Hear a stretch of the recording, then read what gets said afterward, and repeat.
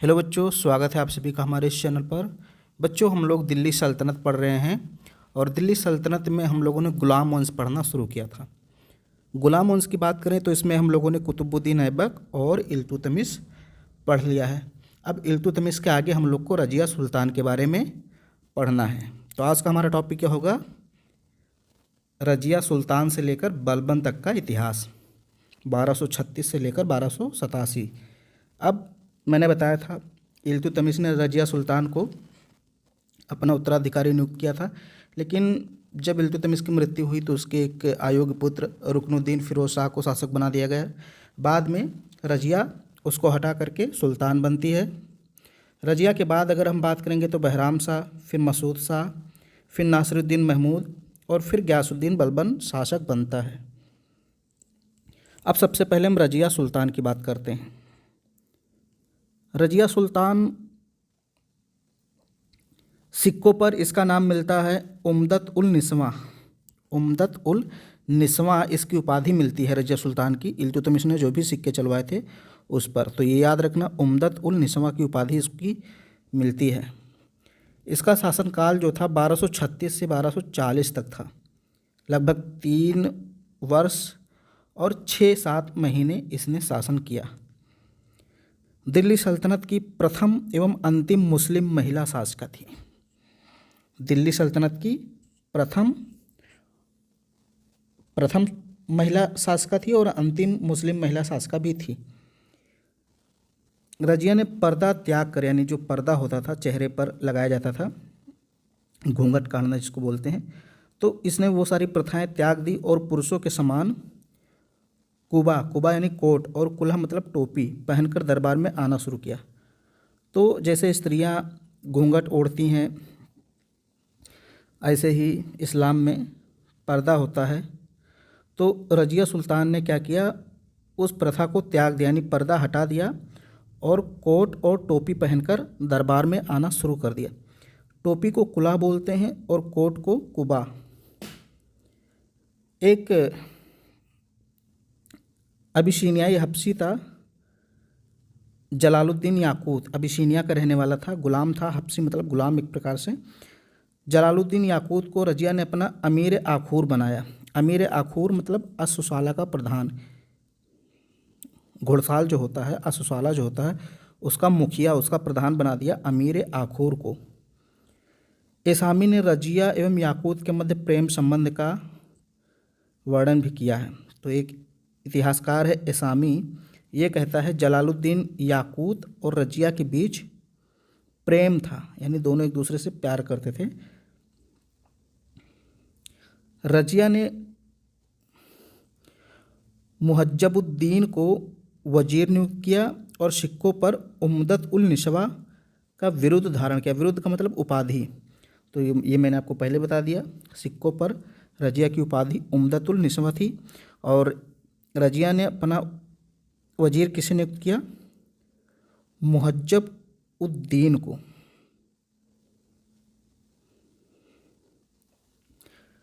और देखते हैं तो ऐतगीन को बदायूं का गवर्नर और अल्तूनिया को भटिंडा यानी तबर हिंद जो पंजाब में है, वहाँ का इक्तेदार नियुक्त किया। इक्तेदार का मतलब गवर्नर ही होता है, चाहे गवर्नर कहिए, चाहे सूबेदार कहिए, चाहे इक्तदार कहिए, सब एक ही है। तो याद रखिएगा, जलालुद्दीन याकूत को क्या नियुक्त किया? अश्वशाला का प्रमुख। ऐतगीन को बदायूं का गवर्नर और अल्तूनिया नाम याद रखना, अल्तूनिया को भटिंडा यानी तबर हिंद का गवर्नर बना दिया। ऐतगीन को अमीर हाजिब का पद भी दिया था। कहा जाता है रजिया के विरुद्ध जो षड्यंत्र रचा गया उसका प्रमुख ऐतगीन था। इसी ने रजिया के खिलाफ षड्यंत्र रचा था। इल्तुतमिश के समय वजीर निज़ामुल मुल्क जुनैदी भी रजिया का विरोधी था। तो याद रखिएगा, ये जो निज़ामुल मुल्क जुनैदी है, ये इल्तुतमिश के समय प्रधानमंत्री था। इसने भी रजिया के खिलाफ षड्यंत्र में भाग लिया था। तो 2 लोगों का नाम याद रखना है षड्यंत्र में, एक निज़ामुल मुल्क जुनैदी जो पहले प्रधानमंत्री रह चुका है, और दूसरा है ऐतगीन जिसको रजिया ने बदायूं का गवर्नर और अमीर हाजिब का पद दिया।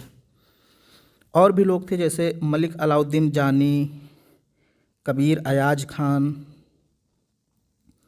मलिक इजुद्दीन सलारी एवं मलिक सैफुद्दीन कूची।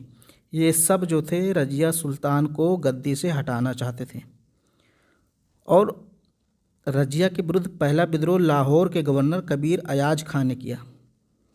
ये जो कबीर अयाज खां हैं, ये इन्होंने सर्वप्रथम विद्रोह किया। ये लाहौर के गवर्नर थे और इन्होंने रजिया सुल्तान के विरुद्ध विद्रोह कर दिया। शिया और सुन्नी के बीच झगड़े भी रजिया के समय हुए थे। रजिया के समय से सुल्तान व तुर्क अमीरों के बीच संघर्ष की शुरुआत हुई, जो कि बलबन के सत्तारूढ़ होने तक जारी रही। यानी जब तक बलबन सत्ता पर शासन करना शुरू नहीं कर देता है, तब तक संघर्ष जारी रहता है। किनके बीच? सुल्तान और अमीरों के बीच। याद रखिए, सुल्तान और अमीरों के बीच। अमीर वर्ग है वो चाहता है कि उसी के पक्ष का या उसके द्वारा समर्थित कोई सुल्तान बने। यानी कि अमीर अपने हिसाब से सुल्तान को रखना चाहते हैं, अपने नियंत्रण में रखना चाहते हैं। इसीलिए सुल्तान को हटाना चाहते हैं, रजिया सुल्तान को हटाना चाहते हैं और उसकी जगह किसी अन्य व्यक्ति को शासक बनाना चाहते हैं। लेकिन ऐसा नहीं होता है।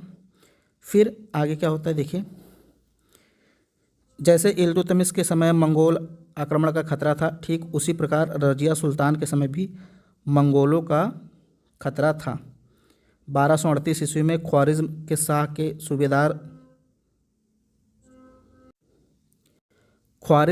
के सूबेदार मलिक हसन कारलुग ने मंगोलों के विरुद्ध रजिया से सहायता मांगी। रजिया ने उसे बरन यानी बुलंद शहर की आय देने का वादा किया, किंतु सैनिक सहायता नहीं दी। तो रजिया ने कहा कि हम सैनिक सहायता नहीं दे सकते। ये मलिक हसन कारलुग हैं, ये ख्वारिज्म यानी ईरान के जो शासक थे उनके सूबेदार थे मलिक हसन, और इन्होंने रजिया से मंगोलों के विरुद्ध सहायता मांगी।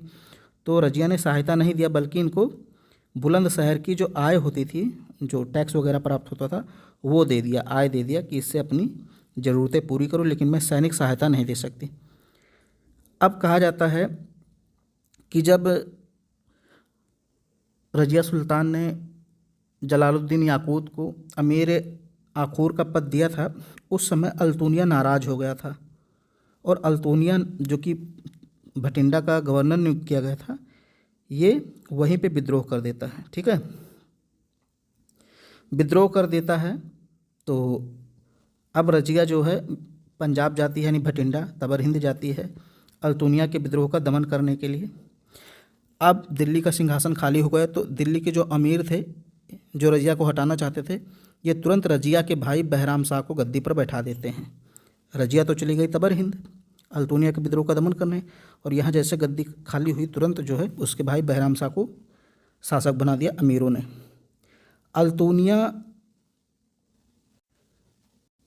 अल्तुनिया से जाकर के रजिया वहाँ पे विवाह कर लेती है और चतुराई से उसको अपनी ओर मिला लेती है। यानी अल्तुनिया का विद्रोह का जो दमन था वो रजिया सुल्तान ने कैसे किया? शादी करके। किंतु रजिया बहराम शाह से पराजित हुई एवं मार्ग में डाकुओं ने रजिया व अल्तुनिया की अक्टूबर 1240 में कैथल के पास हत्या कर दी। कहा जाता है जब पंजाब से लौट रहे थे अल्तुनिया और रजिया शादी करके दिल्ली की ओर जब लौट रहे थे, तो कैथल नामक स्थान पर 1240 में इनकी हत्या करा दी गई डाकुओं के द्वारा। और कहा जाता है यह हत्या जो कराई गई थी वो बहराम शाह ने कराई थी। रजिया ने बलबन को अमीर शिकार का पद दिया था। अमीर शिकार का पद बलबन को दिया था, ये भी याद रखिए।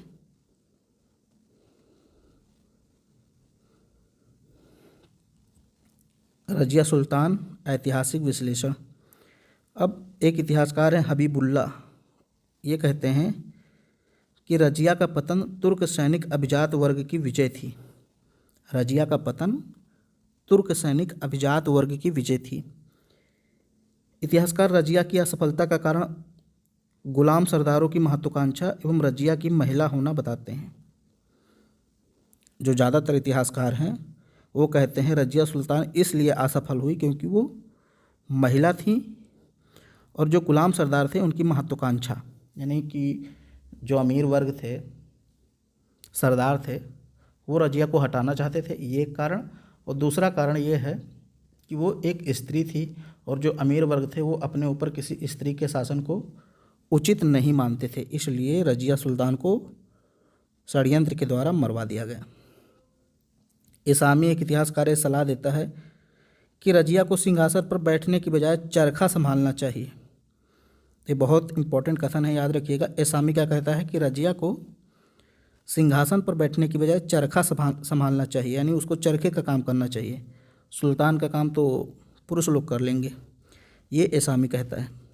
इसी तरह एक और इतिहासकार है मिन्हाजुद्दीन सिराज, ये कहता है कि रजिया में सभी गुण बादशाही गुण विद्यमान थे, यानी सभी बादशाही गुण विद्यमान थे, क्योंकि लेकिन उसके महिला होने के कारण ये सब गुण बेकार थे। ये भी कहीं ना कहीं महिला होने का ही आरोप लगाता है कि वो महिला थी इसलिए असफल हुई। ठीक है, तो मिन्हाज सिराज कहता है कि रजिया में सभी गुण विद्यमान थे बादशाह बनने के, सुल्तान बनने के, बस एक ही कमी थी, और वो कमी क्या थी कि वो महिला थी, और उस महिला होने के कारण सारे गुण उसके बेकार हो गए। अब बनता है शासक मुइजुद्दीन बहराम शाह, 1240 से 42 तक रहता है, 2 वर्षों तक। इसने एक नया पद बनाया था बहराम शाह ने, बहुत बार पूछा गया है, नायब ए मुमालिकात। नायब ए मुमालिकात पद किसने बनाया? बहराम शाह ने बनाया। और सर्वप्रथम किसकी नियुक्ति की? इख्तियारुद्दीन ऐतगीन। इख्तियारुद्दीन ऐतगीन जो रजिया के खिलाफ षड्यंत्र में शामिल था, इसी ऐतगीन को सर्वप्रथम नायब ए मुमालिकात पद पर बहराम शाह ने बैठा दिया। नायब ए मुमालिकात का जो पद था ये एक प्रकार से वजीर के समान था, बहुत ही सुल्तान के निकट रहते थे। अब सत्ता के 3 केंद्र हो गए। सत्ता के कितने केंद्र हो गए? 3, यानी पावर 3 लोगों में डिवाइड हो गई। एक तो सुल्तान, दूसरा नायब, और तीसरा वजीर तो था ही। तो वजीर के बराबर ये नायब ए मुमालिकात का पद था। बहराम शाह ने बाद में ऐतगीन की हत्या करवा दी। जब बहराम शाह को पता चला कि धीरे धीरे ऐतगीन शासन सत्ता या पूरी की पूरी पावर अपने हाथों में लेना चाहता है, तो बहराम शाह ने ऐतगीन की हत्या करवा दी। आप ये देखिए, जैसे कार्यपालिका, न्यायपालिका, व्यवस्थापिका होती है, वैसे यहाँ पे 3 जगहों में, यानी कि 3 भागों में पावर बट गई, नायब, वजीर और सुल्तान। इसके शासनकाल में 1241 में लाहौर पर सैयर सर्वप्रथम मंगोल ताहिर बहादुर का आक्रमण हुआ था। तो याद रखिए, लाहौर पर ये सैयर यहाँ पे हटा दीजिए। इसके शासनकाल में 1241 में लाहौर पर सर्वप्रथम किसका आक्रमण हुआ? एक मंगोल था जिसको तायर बोलते हैं, तायर। ये मंगोल आक्रमणकारी था, तायर बहादुर, इसका आक्रमण हुआ। कई बार पूछा गया है बहराम शाह के समय किस मंगोल आक्रमणकारी ने आक्रमण किया था, तो तायर बहादुर था। और मंगोल आक्रमण से दिल्ली सल्तनत की सीमा जो थी वो सिकुड़ गई, घट गई, और सिंधु नदी से घटकर ब्यास नदी तक रह गई। पहले यहाँ तक दिल्ली सल्तनत था, लेकिन मंगोलों के आक्रमण के बाद यहाँ तक ही रह गई। आप देख लीजिए इसको, सिंधु नदी यहाँ है और ब्यास नदी यहाँ। बहराम शाह ने बलबन को हाँसी और रेवाड़ी की जागीर दी। बहराम शाह ने बलबन को हाँसी और रेवाड़ी, ये 2 स्थान हैं, यहाँ की जागीर प्रदान की। अब मुइजुद्दीन बहराम शाह की भी हत्या करा दी जाती है, और उसके बाद शासक बनता है अलाउद्दीन मसूद शाह। ये 1246 से लेकर 1242 से लेकर 1246 तक रहता है, लगभग 4 वर्षों तक ये भी शासक बनता है। और ये कौन था?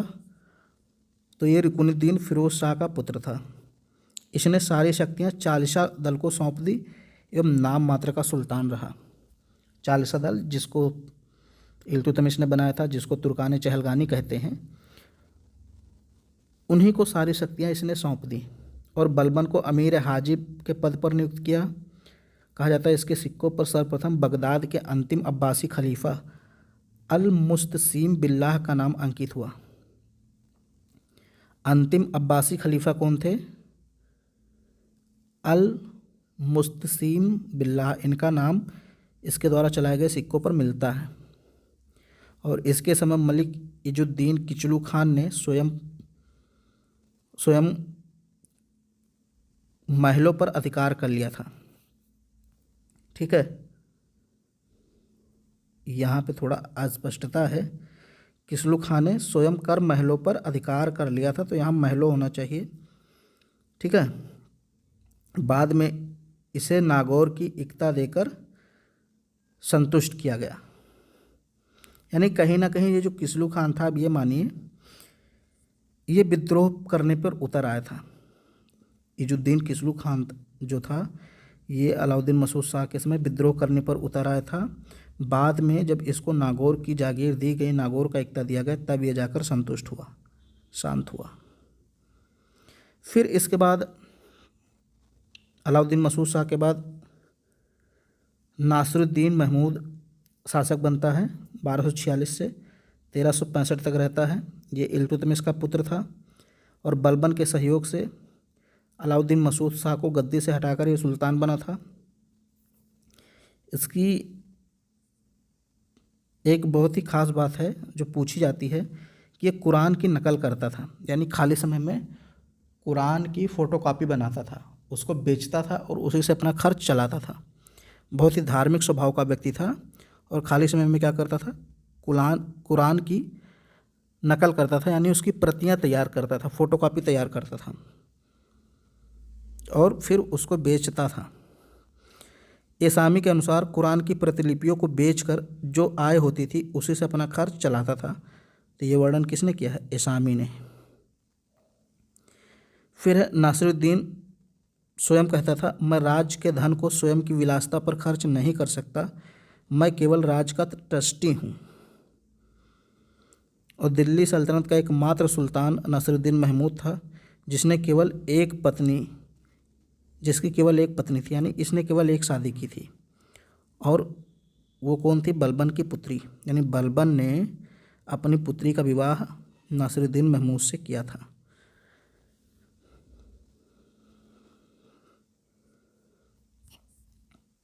नासिरुद्दीन महमूद और बलबन ने अपनी पुत्री हुजैदा का विवाह, याद रखिए पुत्री का नाम था बलबन की हुजैदा का विवाह नासिरुद्दीन से किया।